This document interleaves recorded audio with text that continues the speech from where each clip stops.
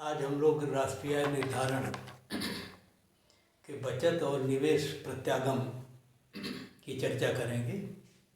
इसके पहले हम लोग राष्ट्रीय आय निर्धारण का जो मूलभूत मॉडल है उसका अध्ययन समग्र आय और समग्र व्यय के समानता के आधार पर किया था।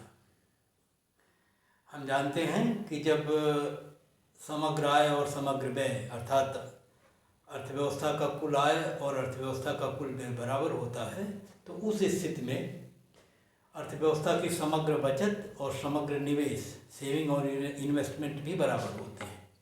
तो ऐसी स्थिति में हम चाहे बचत और निवेश की समानता के आधार पर राष्ट्रीय आय को निर्धारित करें, चाहे समग्र आय और समग्र व्यय के आधार पर, दोनों स्थितियों में एक ही निष्कर्ष निकलेगा और एक ही राष्ट्रीय आय का निर्धारण होगा। आय का एक ही स्तर दोनों परिस्थितियों में होगा। इसके पहले कि हम ये विश्लेषण शुरू करें, हम आपको याद दिला दें कि जब हम समग्र आय और समग्र व्यय को बराबर कर रहे थे उस स्थिति में राष्ट्रीय आय का स्तर कितना निर्धारित होता था जब हमारे निवेश और उपभोग की स्थितियाँ दी हुई होती थी। हम जानते हैं कि ये मॉडल केवल द्विक्षेत्रीय मॉडल है जिसमें हम किसी अर्थव्यवस्था के निजी निवेश और निजी उपभोग को सम्मिलित कर रहे हैं। तो वैसी स्थिति में यहाँ पर जो परिस्थिति हमारी है वो ये है कि हमारा जो उपभोग फलन है वो आय पर निर्भर है और यहाँ पर हमने निवेश को स्वायत्त मान लिया हुआ है, दिया हुआ मान लिया है, वो आय से प्रभावित नहीं हो रहा है। उस परिस्थिति में जो फलन हम लोगों ने देखे थे वो ये थे। यहाँ हम देख सकते हैं कि y = c + i, अर्थात आय जो है इसके दो हिस्से होते हैं, कुल उपभोग और कुल निवेश। और यहाँ पर जो हमारा उपभोग है वो आय का एक फलन है और वो फलन इस रूप में था कि c = a + by, जहाँ पर a न्यूनतम उपभोग है, स्वायत्त उपभोग है जो आय से अप्रभावित है, और जो b है वो मार्जिनल प्रोपेंसिटी टू कंज्यूम है, उपभोग की सीमांत प्रवृत्ति है और उसका मान यहाँ पर स्थिर माना हुआ है। y जो है वो आय का स्तर है।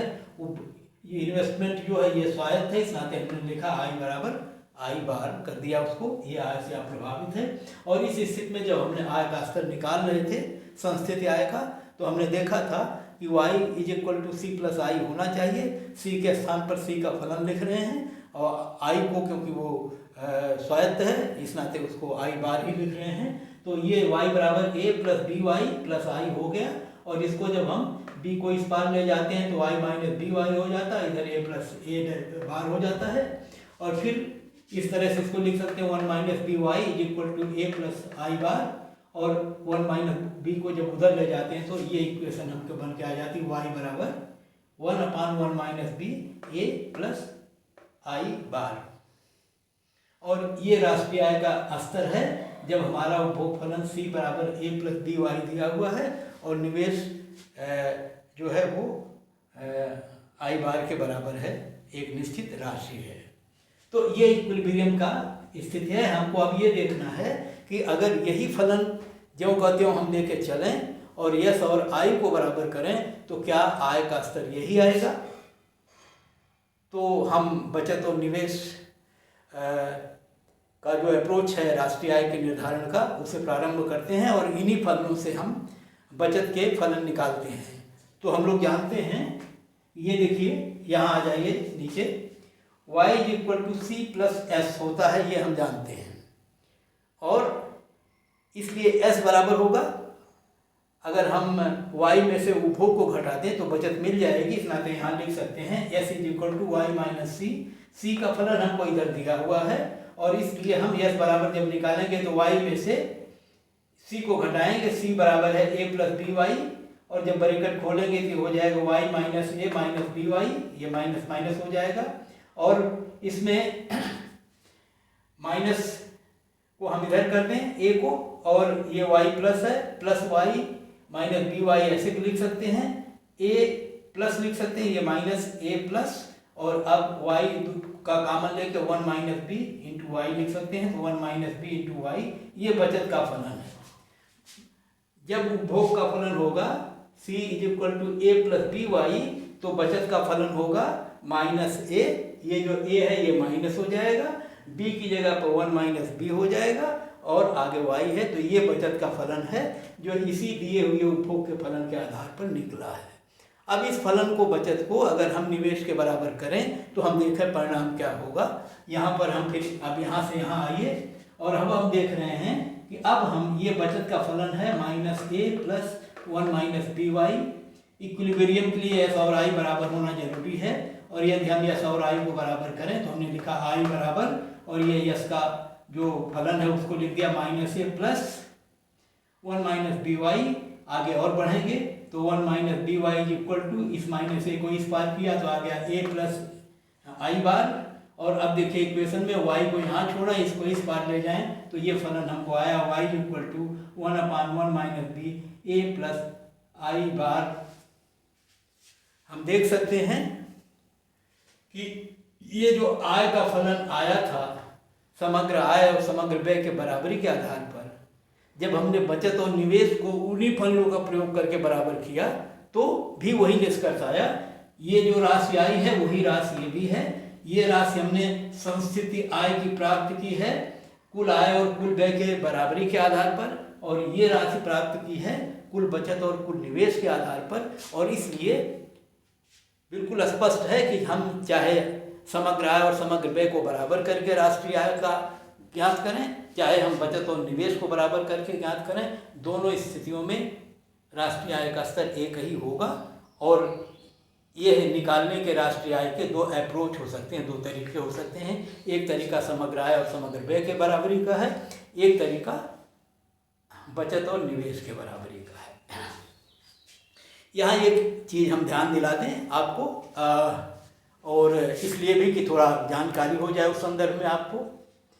राष्ट्रीय आय हम जानते हैं कि देश के कुल उत्पादन का योग होती है, और ये राष्ट्रीय आय के स्तर मेंटेन्ड तभी रहेगा, और मेंटेन रहने का मतलब है कि संस्थिति बनी तभी रहेगी कि यदि इस उत्पादन प्रवाह में से कुछ चीज़ निकलता है तो जितना निकलता है अगर उतना ही उसमें फिर ऐड हो जाए तो राष्ट्रीय आय का स्तर या संस्थिति का स्तर बना रहेगा, अन्यथा ये डिस्टर्ब होगा और वो पहले विचलित हो जाएगा।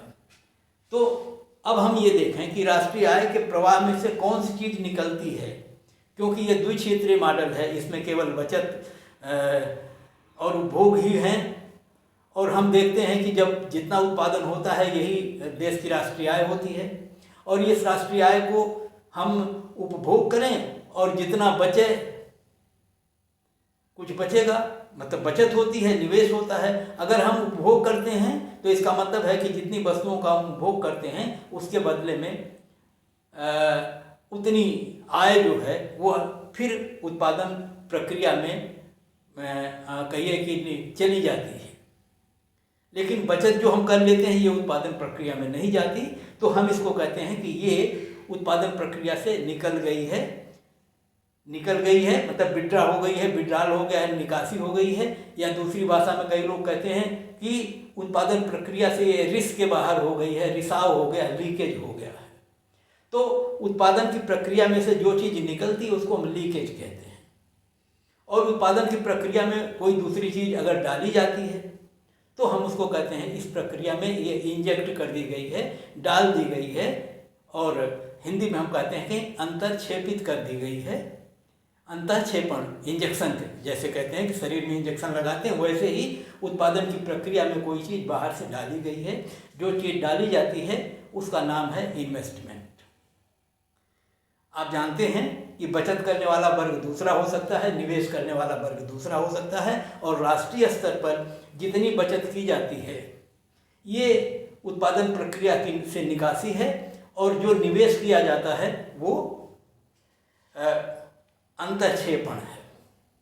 और जितनी निकासी हो, लीकेज हो, रिसाव हो, अगर उतना ही अंतःक्षेपण हो जाए तो राष्ट्रीय का स्तर जैसे था वैसा बना रहेगा और संस्थिति बनी रहेगी। और इसलिए कहा जाता है कि उत्पादन प्रवाह में से जो लीकेज होता है, रिसाव होता है, अगर उतना ही अंतःक्षेपण भी हो जाए, उतना ही उस प्रक्रिया में डाल भी दिया जाए तो संस्थिति बनी रहेगी। और इसलिए सेविंग जो है वो रिसाव है, विद्राल है, निकासी है, इन्वेस्टमेंट जो है वो अंतःक्षेपण है, और यदि दोनों बराबर हैं तो संतुलन बने रहेगा। तो इस आधार पर हम कह सकते हैं कि संतुलन के लिए आवश्यक है कि leakage is equal to injection. रिसाव और अंतःक्षेपण जब दोनों बराबर होंगे तो संस्थिति बनी रहेगी। सेविंग रिसाव है, इन्वेस्टमेंट अंतःक्षेपण है, और यदि सेविंग और इन्वेस्टमेंट बराबर हों तो अर्थव्यवस्था में संस्थिति होगी, और इसलिए हम बचत और निवेश की समानता के आधार पर भी राष्ट्रीय आय का निर्धारण कर सकते हैं। अब हम आपको एक उदाहरण देखने का प्रयास करेंगे कि कैसे राष्ट्रीय आय को हम प्राप्त कर सकते हैं बचत और निवेश के फलन के माध्यम से। आइए हम देखें। यहाँ पर एक उदाहरण हमने दिया रखा है। यहाँ देखिए, यहाँ पर लिखा हुआ है, यदि हम ये मान लें C is equal to 50 plus 0.8y, ये 50 वही है जो A है, और B की जगह पर 0.8y है, और यहाँ पर हमने इन्वेस्टमेंट को 70 फिक्स्ड मान लिया है, तो ये स्वायत्त निवेश है I बार, ये दिया हुआ है। इससे हमको राष्ट्रीय आय का स्तर ज्ञात करना है। हम जानते हैं कि सेविंग और इन्वेस्टमेंट दोनों दिए हुए हैं, और दोनों के आधार पर हम y का मान निकाल सकते हैं। ऐसी स्थिति में हम यस बराबर निकालेंगे जब, तो y माइनस सी करेंगे जैसे यहाँ किए थे, और जब y माइनस सी करेंगे तो y माइनस और c की जगह पर c का मान रखेंगे इतना 50 प्लस 0.8y, और जब इसको हल करेंगे तो ये हो जाएगा, देखिए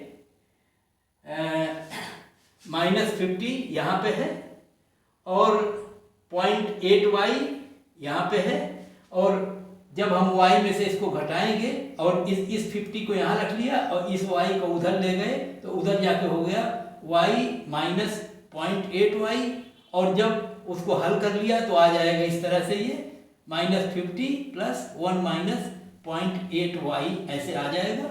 और इक्विलिब्रियम के लिए ये सेविंग का फंक्शन है, और इन्वेस्टमेंट ये है 70, और इस नाते इसके बराबर जब हम 70 लिखेंगे, ये देखिए यहाँ हल करके लिखा हुआ है 50, और ये 1 माइनस 0.8 घटाएंगे, 1 में से 0.8 तो आएगा 0.2, तो ये सेविंग का जो फंक्शन है ये अब बन के आ गया -50 प्लस 0.2y, और निवेश बराबर 70, और 70 और सेविंग ये है, दोनों को बराबर करिए। इक्विलिब्रियम के लिए बराबर आई होना है, तो -50 plus 0.2y is equal to 70, और तो ये 0.2y यहाँ रखेंगे, -50 उधर जाके जुड़ जाएगा तो 70 50 120 हो जाएगा, तो 0.2y इज इक्वल टू 120, तो y इज इक्वल टू करेंगे तो 0.2y को लिख सकते हैं 2/10 या 1/5, और 1/5 उधर जाएगा तो 5 से गुणा इसका होगा 120 में 5 से गुणा करेंगे तो आएगा 600। तो ये राष्ट्रीय आय का स्तर 600 आएगा यदि ये फलन दिया हुआ हो।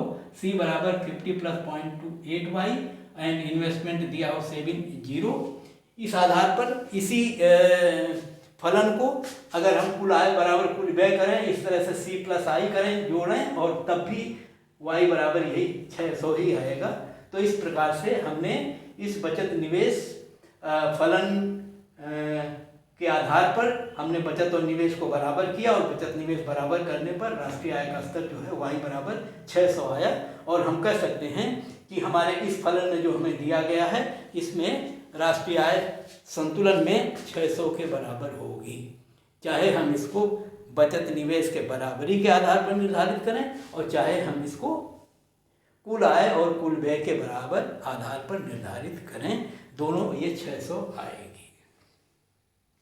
अब हम इसको एक चित्र बना के दिखा सकते हैं। हमने चित्र को दोनों विधियों का प्रयोग एक साथ किया है, और हम साथ साथ आपको दिखा रहे हैं कि कुल आय और कुल व्यय विधि से राष्ट्रीय आय का स्तर क्या होगा, और बचत और निवेश के राष्ट्रीय आय का स्तर क्या होगा। एक ही फलन को यूज किया है, कुल आय और कुल व्यय बराबर करेंगे और बचत और निवेश बराबर करेंगे। आप इस चित्र में देखें, यहाँ पे ये एक्सिस हमारी जो है यहाँ शुरू होती है, 0 ये है, x अक्ष यहाँ है, y अक्ष यहाँ है, और नीचे वाला जो अक्ष वो -y में होता है, तो ये नीचे है। इधर की राशियाँ 0 के नीचे माइनस होंगी, इधर के ऊपर प्लस होंगी। बनाना इसलिए पड़ रहा है क्योंकि हमारे बचत का जो एक अंश है यहाँ पर देखिए -a है और यही हिस्सा उपभोग में a है। तो इसका मतलब है कि इस एक्सिस पर, क्योंकि ये आय से अप्रभावित है, तो उपभोग फलन +a से शुरू होगा और बचत फलन -a से शुरू होगा। तो इस प्रकार से यहाँ से उपभोग फलन हमारा शुरू होगा और ये नीचे थोड़ा हो गया है, ये नहीं है, ये यहाँ पे है, यहाँ पे है। तो ये दोनों दूरियां बराबर हैं, एक माइनस में है, एक प्लस में है। तो हम जानते हैं, पहले भी देख चुके हैं कि यहीं से अब b × y के आधार पर हमारा उपभोग फलन आगे बढ़ेगा। और क्योंकि b का मान जो है 1 से कम है, लेकिन धन का चिन्ह है, आय के साथ उपभोग बढ़ेगा, इस नाते उपभोग फलन हमारा ऐसे होगा a + by, लिखा हुआ c पर a + by ये है। निवेश को हमने स्थिर माना है, जैसे हमने इस उदाहरण में 70 मान लिया था। तो ये निवेश हमारा आय के प्रत्येक स्तर पर बराबर रहेगा और ये निवेश का फलन है i बार, जो कांस्टेंट है, बिल्कुल आय के हर स्तर पर उतना ही है। और उपभोग में जब निवेश जोड़ देते हैं तब मिलता हमको c + i, जो समग्र व्यय या समग्र मांग का फलन होता है। और जब हम इस निवेश को उपभोग के फलन में जोड़ेंगे तो उपभोग फलन लंबवत रूप में उतने ही ऊपर उठ जाएगा और समानांतर रूप में बढ़ेगा। और इस प्रकार से हमें जो समग्र मांग का वक्र मिलेगा a + by + i, वो ये होगा। तो अब मेरे समग्र मांग का वक्र ये है और उपभोग का फलन ये है। और बचत का फलन जब निकालेंगे तो यहाँ पर देखिए, क्योंकि ये फलन रेखीय है, सरल रेखा के रूप में है, और सरल रेखा का अगर 2 बिंदु हमको मिल जाए तो हम स्केल लगा के उसे आसानी से खींच सकते हैं। हम आपको बता रहे थे कि अगर एक बिंदु यहाँ हमको -a मिला हुआ है, हम इस पर दूरी नाप लेंगे, -a कितना आएगा, वहाँ बिंदु लगा लिया ये। और इसके बाद हम ये देखेंगे कि दूसरा कोई बिंदु हमको मिल जाए तो हम कह रहे हैं कि एक बिंदु यहाँ पर हम प्राप्त कर सकते हैं। कैसे? इस बिंदु पर जहाँ हम हैं, यहाँ अगर आप यहाँ देखें तो बचत बराबर 0 है। यहाँ पर बचत जो है ऋणात्मक है, ऊपर जैसे जैसे जाएंगे यहाँ 0 हो जाएगी, इसके आगे धनात्मक हो जाएगी। तो अगर हम ये निकालें कि जब बचत बराबर 0 है तो आय बराबर कितनी होगी, और अपने फलन में हम s की जगह पर 0 लिख दें तो बचत बराबर ज्ञात हो जाएगी। और जब हम लिखेंगे ऐसा तो ये आ जाएगा a/1 - b, ये मिलेगा जब s बराबर 0 होगा तब। मेरे कहने का मतलब ये बचत का सूत्र है। इस बचत के सूत्र में अगर आप s बराबर यहाँ 0 लिख दें तो ये हमको मिल जाएगा a/1 - b, मान मिल जाएगा इसका, और ये मान यहाँ पे आएगा। और इन दोनों बिंदुओं को मिला के हम ये बचत वक्र खींच सकते हैं, और जो होगा -a + 1 - b y, ये जो निकला हुआ है ये वक्र होगा। तो अब हमको ये देखना है कि ये बचत का फलन है, ये उपभोग का फलन है, ये उपभोग और निवेश का योग है, जिसको हम समग्र मांग कह रहे हैं। जब हम समग्र मांग और समग्र पूर्ति की बराबरी करते हैं या समग्र व्यय की बराबरी और आय की बराबरी करते हैं तो ये बिंदु 45 अंश वाली रेखा पर आता है, और ये बिंदु यहाँ पे है। यहाँ पर संतुलन है जहाँ पर समग्र मांग समग्र व्यय बराबर है। और उसी स्थिति में अगर हम आय का स्तर देखें तो आय का स्तर है y0, OY0। ये संस्थिति आय है, इक्विलिब्रियम में जो आय निर्धारित हुई है वो है। यदि हम बचत और निवेश को देखें तो बचत का वक्र हमारा ये है, निवेश का वक्र ये है, और ये बचत फलन और निवेश फलन दोनों इस बिंदु पर जाके मिल रहे हैं। अर्थात यहाँ पर बचत और निवेश दोनों बराबर हैं, और इस स्थिति में भी राष्ट्रीय आय का स्तर y0 ही है।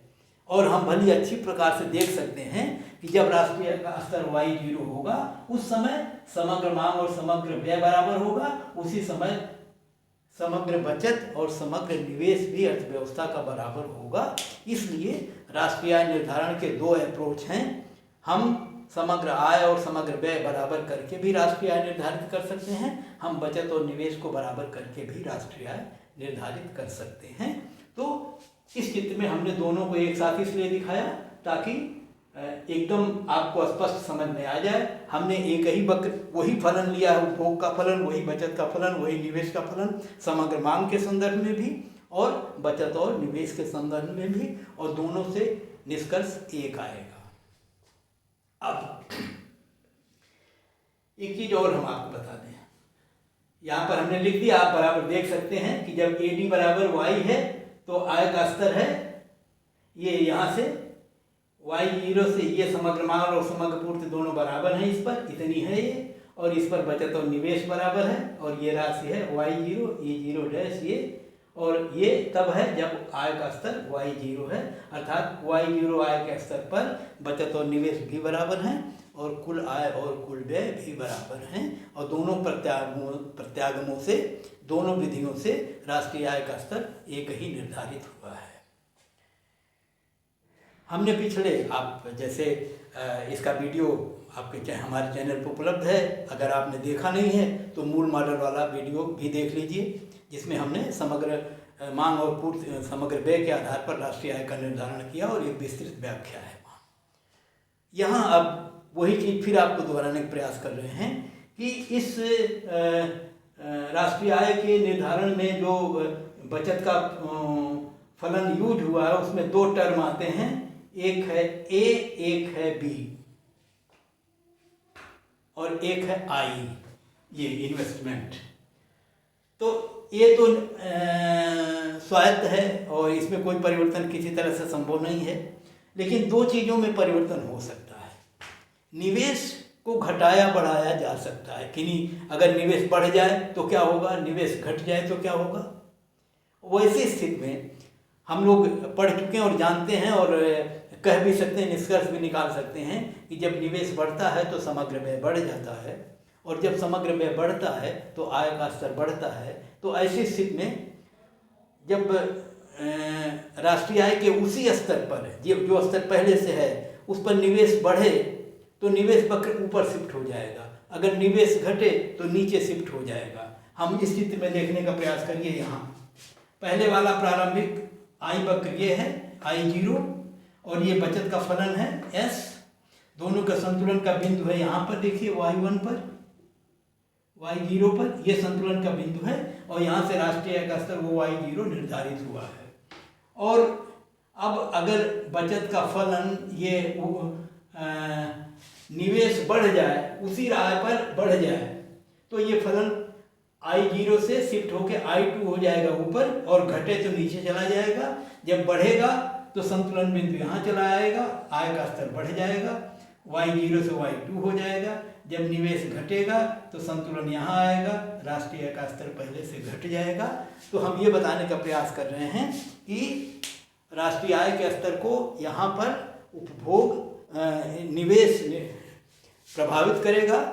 निवेश के बढ़ने पर आय का स्तर बढ़ जाएगा, निवेश के घटने पर आय का स्तर घट जाएगा। और एक दूसरा तत्व आता है B, क्योंकि B के मान 1 माइनस B का मान जो है ये बचत फलन को प्रभावित कर रहा है। अगर B बढ़ जाए, B घट जाए तो 1 माइनस B का मान बदल जाएगा। हम पहले पढ़ चुके हैं वहाँ उस फलन में कि जब B का मान बढ़ता है, इसका मतलब उपभोग की सीमांत प्रवृत्ति बढ़ती है, तब हमने देखा था कि आय का स्तर बढ़ जाता है। तो वही चीज यहाँ भी होगी। देखिए, जब उपभोग की प्रवृत्ति बढ़ेगी, ये B मान लीजिए 0.6, एक में से जब 0.6 घटाएंगे तो आएगा 0.4, अर्थात अपनी आय का लोग 40% बचा लेंगे। और जब ये बढ़ के हो जाएगा 0.8, तो एक में से 0.8 घटाएंगे तो आएगा 0.2, तो इसका मतलब 20% आय का लोग बचाएंगे। तो जब बचत ये मार्जिनल प्रोपेंसिटी टू कंज्यूम या उपभोग की सीमांत प्रवृत्ति या B का मान अधिक होगा, तब बचत प्रवृत्ति जो है, जिसको बचत प्रवृत्ति कहते हैं, 1 माइनस B को मार्जिनल प्रोपेंसिटी टू सेव कहते हैं, बचत की प्रवृत्ति, सीमांत प्रवृत्ति। और बचत की सीमा, जब उपभोग की सीमांत प्रवृत्ति ज़्यादा होगी तो बचत की सीमांत प्रवृत्ति कम होगी। इसका मतलब बचत की सीमांत प्रवृत्ति जितनी ही कम होगी, गुणक का प्रभाव आय को उतना ही तेज बढ़ाएगा। तो इसलिए अगर B का मान बढ़ता है तो बचत प्रवृत्ति कम होगी, क्योंकि एक में से घट रहा है। तो अगर B का मान बढ़ता है तो बचत प्रवृत्ति कम होगी, और जब बचत प्रवृत्ति कम होगी तो बचत का वक्र इस प्रकार से बदलेगा। पहले वाला है S0, और जब बचत की प्रवृत्ति जो है 1 - B वो Y वक्र की ढाल है, और उस ढाल का जब पॉइंट वहाँ, जैसे 0.4Y है बचत प्रवृत्ति में, या 0.2Y है, 0.2 है, इसका मतलब धीमी गति से वक्र बढ़ रहा है, 0.4 है तो तेज गति से बढ़ रहा है। इसका मतलब ये हुआ कि जब उपभोग की सीमांत प्रवृत्ति ज़्यादा होगी तो बचत की सीमांत प्रवृत्ति कम होगी, तो बचत फलन शिफ्ट होकर नीचे आएगा S1 जैसे, और जब ये बचत फलन नीचे आएगा तो संतुलन का बिंदु इस बिंदु से सरक के इस बिंदु पर चला जाएगा। अगर हम नामकरण यहाँ भी कर दें तो ये E2 है, ये E1 है, ये E0 है। E0 पर संतुलन पहले था, जब उपभोग की सीमांत प्रवृत्ति बढ़ी या बचत की सीमांत प्रवृत्ति घटी तो बचत फलन नीचे सरकेगा। यहाँ पर वही बिंदु रहेगा क्योंकि उपभोग ए में कोई परिवर्तन नहीं हो रहा है। तो एक बार जब बचत की सीमांत प्रवृत्ति कम होगी या उपभोग की सीमांत प्रवृत्ति ज़्यादा होगी तो बचत फलन नीचे सरकेगा, और जब उपभोग की सीमांत प्रवृत्ति कम होगी या बचत की सीमांत प्रवृत्ति ज़्यादा होगी तो उपभोग फलन ऊपर जाएगा।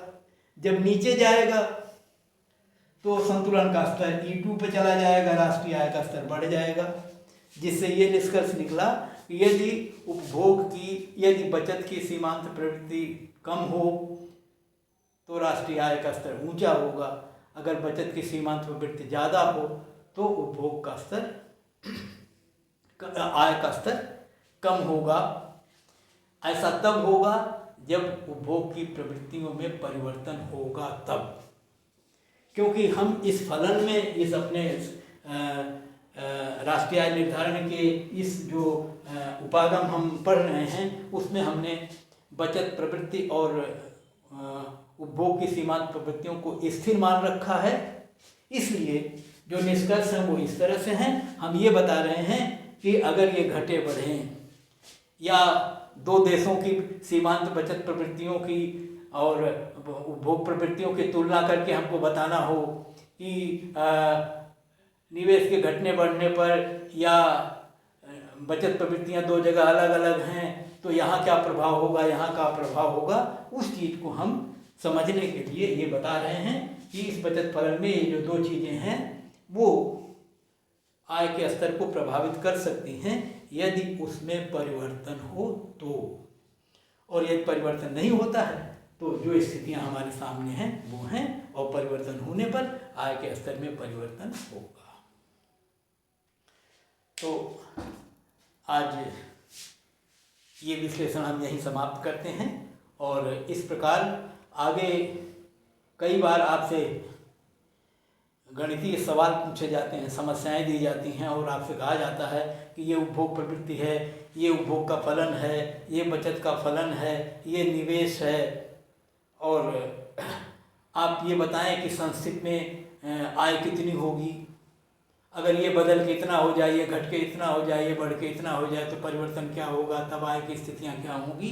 तो ये फलन जो हमने निर्धारण पढ़े हैं दोनों, समग्र आय समग्र व्यय विधि से और बचत और निवेश विधि से, वो अगर आप अच्छी तरह से आपके दिमाग में है तो सारे सवालों को आप हल करके उत्तर दे सकते हैं। आप जानते हैं कि इस तरह के सवाल जहाँ कहीं भी ऑब्जेक्टिव सवाल पूछे जाते हैं वहाँ पर आपकी बड़ी मदद होगी इससे, और बड़ी आसानी से आप निकाल पाएंगे। इस आप कहें उपभोग फलन और बचत फलन ये आपको दिए हुए हों और उसमें से एक कोई भी चीज़ न दी हुई हो और आपसे कहा जाए वो निकालिए, तो हम इन सूत्रों का प्रयोग करके वो सारी स्थितियों को हम समझा सकते हैं, हल कर सकते हैं। तो आप प्रयास करें, क्योंकि माइक्रो इकोनॉमिक्स पढ़ेंगे हम तो हमको हमारे ये बिल्कुल एलिमेंट्री या प्रारंभिक चीज़ें हैं जिसको हमें अध्ययन करने के पहले जानना जरूरी है। मूलभूत हैं ये सारे नियम और सारे सिद्धांत, और हमको उनको गहराई से पढ़ना चाहिए, समझना चाहिए, और जितना अच्छी तरह से आप समझोगे उतनी बेहतर तरह से आप लिख पाओगे, समझ पाओगे। तो इन्हीं शुभकामनाओं के साथ आज ये वीडियो हम समाप्त करने हैं। आगे फिर मिलते हैं। धन्यवाद।